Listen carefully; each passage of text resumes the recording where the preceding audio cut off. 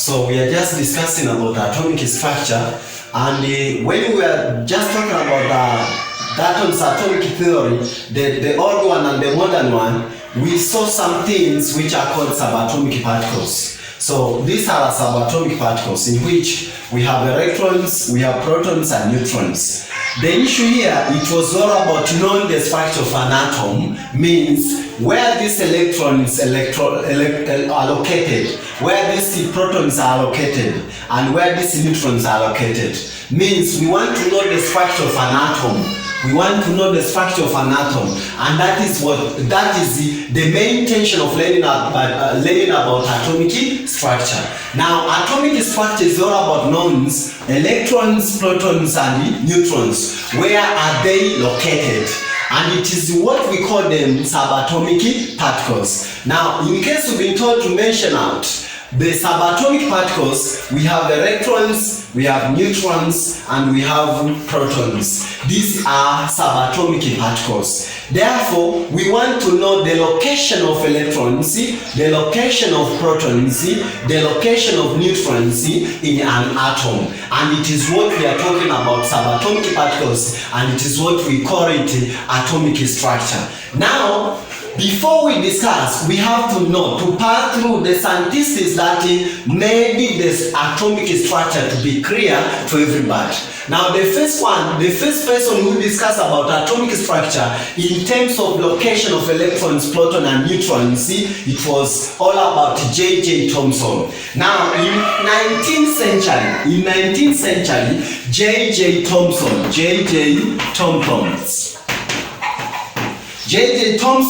carried out experiment and describes an atom as a sphere of positive charge with a negative particles called electrons spread about the sphere.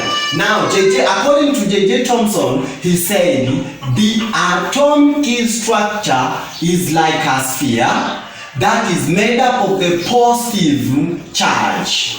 This is a sphere with a positive charge. It is a sphere with a positive charge. That was according to the J.J. Thomson. And J.J. Thomson said that the atom is like a sphere which is made up of the positive charges, and there are electrons. There are a negatively charged particle that spreads out the sphere. Spread out the sphere. Spread out the sphere. Spread out the sphere. Spread out the sphere. Spread out the sphere. This is all about J.J. Thomson. So J.J. Thomson considered an atom as a sphere which is made up of the positively charged particles, and there are negatively charged particles that spread out. There are negatively charged particles that spread throughout the sphere. And he called them, this negatively charged, he called them electrons.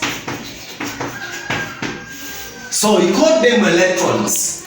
He called them electrons so far by saying that these electrons spread out through the sphere. And he said in 19th century, Sir J.J. Thomson carried out experiments and describes an atom as a sphere of a positively charged with negative particles called electrons spread out the sphere. And this model he called it the Plum-Paddy model. Plum-Paddy model. So he called it Plum-Paddy model. This Plum-Paddy model, it's all about a sphere which is made up of the positively charged particles, and there are negatively charged particles which are called electrons spread out the sphere. That was all about J.J. Thomson. Then, according to J.J. Thomson, he considered so. But, however, another scientist reasons about J.J. Thomson. He reasons about J.J. Thomson. He said, Ernest Rutherford reasons, if Thomson's model was correct, then the mass of an atom was evenly spread out the atom. He carried out experiment and discovered that most of the mass of an atom is actually concentrated in the nucleus, that is central core of the atom, within the nucleus of the positively charged particles called the protons. So according to Ernest Rutherford, he reasons about this one. If J.J. Thomson was correct, the mass of an atom would split throughout the atom. But Rutherford carried an experiment and he found that the mass of the atom was concentrated at its central core. And that central core, he called it nucleus. So he discovered two things, that the atom is made up of the two things. It is made up of the nucleus. In the nucleus, it is where now you find the mass of an atom. In the nucleus is where now you find the mass of an atom. It is where now we say, in the nucleus, we have positively charged, which are called protons. And outside the nucleus, there are electrons that revolve around the nucleus. They revolve around the nucleus, means they move around the nucleus. This was according to Rutherford. He carried out the experiment and he said the mass of the atom was said to be concentrated at its central core, and that central core he called it nucleus. So this he called nucleus. So nucleus was existing at the central core, and that was nucleus, and in the nucleus was something called protons. These are positively charged particles, protons. So he said in the nucleus we have protons, and it is where the mass of the atom is said to be concentrated. But outside the nucleus we have electrons that move around the nucleus. So these electrons revolve or move around the nucleus. They move around the nucleus. So that was according to Ernest Rutherford. So according to Ernest Rutherford, you find that atom is made up of the two main parts. We have nucleus, that is central core, and it is where the mass of the atom is said to be concentrated, and we call it proton. And inside the nucleus we have protons, which are positively charged particles, and outside the nucleus there are electrons that revolve around the nucleus. Means they move around the nucleus, they move around the nucleus, they move around the nucleus, they move around the nucleus. This was according to the Rutherford, and it is where now he came out with the summary by explaining what are the electrons and what are the protons. So electrons, which electrons? So he said electrons are negatively charged particles which move around the nucleus. And he said protons are positive protons. These are positively charged particles that are located in the nucleus. Now, according to Ernest, he came out with the following properties of the subatomic particles. So, according to Rutherford, we find the electrons.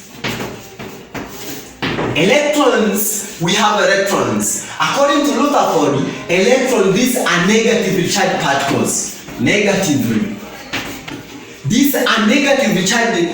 These electrons, according to Rutherford, he said, electrons are negatively charged particles. This is not about negative. It is not about it, negative. Then, according to Rutherford also said, electrons revolve. They revolve around the nucleus, Also, that means they move around the nucleus. So they are located outside the nucleus, means they move around the nucleus. Then, according to Rutherford, he said the negatively charged particles of an atom that revolve around the nucleus, they are located outside the nucleus, but also they have very small masses compared to the protons. Electrons have very small masses. Very small masses compared to the protons. This was all about to explain the properties of electrons. So the properties of electrons mean that there are negatively charged particles of an atom which are found outside the nucleus, and they revolve or move around the nucleus. But also electrons have very small masses compared to the protons. But then he explains about protons, the properties of the protons. So these are positively charged particles. So according to Rutherford, he said protons are positively charged particles and they are found in the nucleus. They are found in the nucleus. So we find proton in the nucleus, but there are positively charged particles. Now it is all about saying there are positive charged particles of an atom.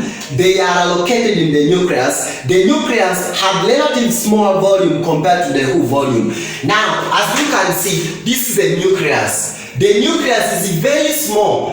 In terms of volume, the nucleus is very small. But when you look at the atom in general, you find the nucleus is very small, but it is where the mass of an atom is said to be concentrated. It is very small in volume, but its mass is very bigger compared to the mass of the whole atom. And it is why now we say most of the mass of the atom is located in the nucleus. Means the nucleus is very small in volume, but it is what carries the mass of an atom, and that is why we say that the most of the mass of an atom is located in the nucleus. Therefore, this model was called planetary model. This is named as planetary model. This model is called planetary model according to Rutherford. This model, he called it planetary model. Why is it planetary model? Because this nucleus was considered as a sun, and this electron was considered as planets that revolve around the sun. According to geography, you learn about planets. Now planets revolve around the sun, and also these electrons revolve around the nucleus. It is why now this is called the planetary model. Now the planetary model due to reason that these electrons revolve around the nucleus. They move around the nucleus, and also they have that orbit. Now they move around the nucleus in their orbit, which we call it shell, and this is the next part we are going to learn about. Now according to Rutherford, he found out the atom is made up of the two main things. It is made up of the nucleus, and it is made up of the electrons that revolve around the nucleus. But inside the nucleus, there are positively charged particles which are called protons that are found in the nucleus. And according to Rutherford, he said the mass of an atom is said to be concentrated in the nucleus of an atom, and this is called the central core of an atom. It is where now you find the mass of an atom. And it was all about to criticize J.J. Thomson, because J.J. Thomson is saying atom is made up is a sphere which is made up of the positively charged particles, and there are electrons that split out that sphere. That was impossible, because after Rutherford carried an experiment and found the nucleus is the one that carried the mass of an atom. Now he concluded by saying that the mass of an atom is said to be concentrated at its central core, and he called that central core as the nucleus. From there now we have nucleus, and we have electrons that move around the nucleus, which are called electrons and are negatively charged particles. Now that was all about Rutherford. Rutherford ended there. Then there is another scientist who discussed about this. In 1934 also, there is another scientist called Chadwick.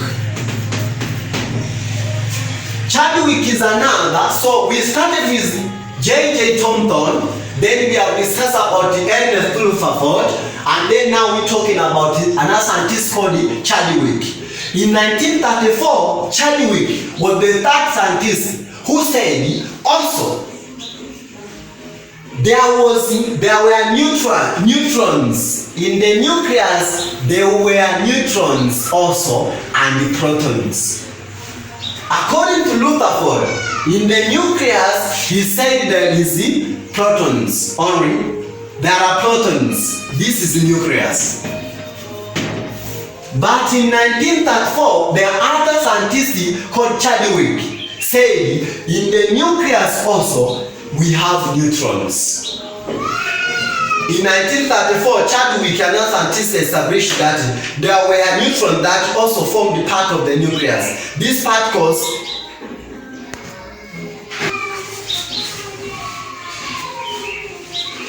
So in 1934, another scientist called Chadwick established that there was neutrons also form a part of the nucleus. So he said, in the nucleus we have not only protons, but also we have neutrons. So he said, now they are also formed part of the nucleus. These particles are the same mass as the protons, means the mass of neutrons is equal to the mass of protons. This is all about mass, and this is all about mass. Now, mass of protons is nearly equal to the mass of neutrons. Now, in the nucleus, we find we have neutrons and the protons in the nucleus. And that is why together we are called nucleons. Nucleons, why are they called nucleons? They are called nucleons because they are found in the nucleus. They are found in the nucleus. They are found in the nucleus, and that's why I call the nucleons. Therefore, another scientist in 1934 developed his theory and said that in the nucleus, not only protons which are found in the nucleus, but also we have neutrons which are found in the nucleus. So they form a part of the nucleus that in the nucleus we have neutron and protons. But what he said, neutrons has no charge. So he made some properties about neutrons. What are those properties of neutrons? Therefore, according to Chadwick, he said in the nucleus we have these two things. We have neutrons and we have protons. Both of them are located in the nucleus. Means they are found in the nucleus. And they are called nucleons. Why are they called nucleons? The reason is simple, because they are found in the nucleus. But the difference between proton and neutron is that neutrons has no charge.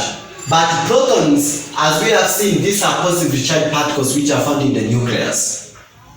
Therefore, they have no charge, means they are neutral.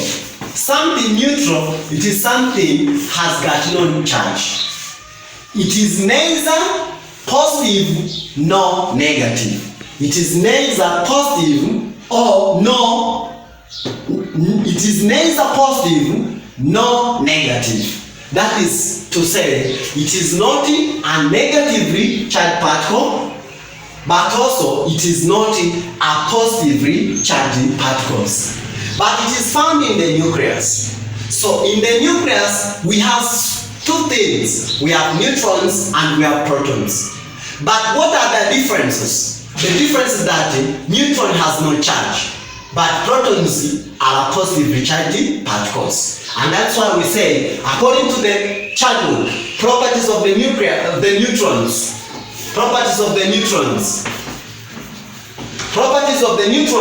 they have no charge. That is, they are called neutral. Now, the second thing, they are located in the nucleus. That is, in the nucleus you find neutrons and protons.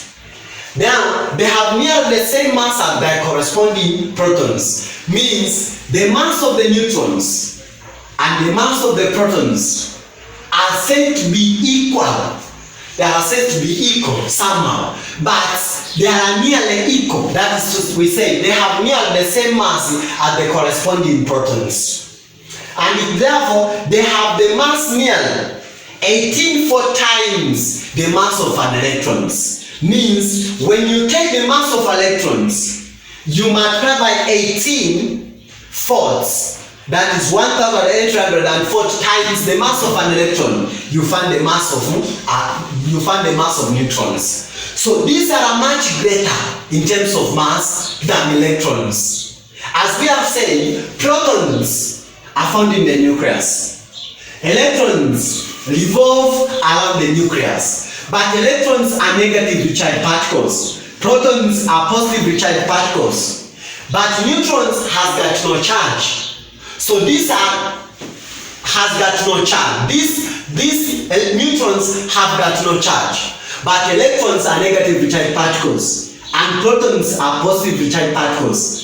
According to all these three scientists, according to J.J. Thornton, according to Ernest Rutherford, and according to Chadwick, we have three subatomic particles, which are electrons, protons, and the neutrons. Neutrons are found in the nucleus. Protons are found in the nucleus, but electrons revolve or move around the nucleus. That is how now we can summarize about subatomic particles. Now in short, subatomic particles, we have three of them. We have electrons, protons, and neutrons. And how can we differentiate them? Electrons are negatively charged particles which move around the nucleus, but protons are positively charged particles which are found in the nucleus. But also, neutrons has got no charge. Neutrons have got no charge, and they are found in the nucleus. If now you go further about atomic structure, you will listen. If now nucleus is made up of the positively charged particles, according to the principle of charges, that like charges repel and unlike charges attract each other. So we didn't expect to find out nucleus, because the nucleus is made up of the positively charged particles which are called protons. Though we have neutrons but have got no charge. So in general we would have said nucleus is made up of the protons which are positively charged particles. So we didn't expect that we find the nucleus, because we have like charges inside the nucleus. So we expected the nucleus would do breakouts because of the positively charged particles. But what made the nucleus to exist until today? Because we have something called binding energy. So we learn about binding. We learn about binding energy. Then binding energy is the energy that exists in the nucleus, and it's the one that making the nucleus to exist. In the absence of the binding energy, no nucleus. Why is it so? Because nucleus is made up of the positively charged particles. Although we have neutrons inside the nucleus, but this has got no charge. So there is no meaning that we can convince people that nucleus is existing because there is neutron and proton. Nucleus is existing because there is a binding energy that holding the nucleus together. In the absence of the binding energy, it is something impossible. Why is it impossible? Because according to the principle of charges, like charges repel. So if now they repel, we expected that nucleus won't exist because the protons would pull away each other because they repel. That is why nucleus is existing. Nucleus is existing because of the binding energy. But all in all, subatomic particles, we have electrons, we have protons, we have neutrons, and how explains the meaning of neutrons, the meaning of electrons, and the meaning of protons, and where are they located. And that is what we are talking about, the structure of an atom. Structure of the atom now is all about knowing where are the neutrons, where are the neutrons, where are the protons, where are the electrons, and we have discussed. Now, after we have seen where are the neutron and protons, and where are the electrons located, now let us discuss about electrons. How these electrons are arranged, and this is what we call it electronic configuration, electron arrangement, the electron arrangements.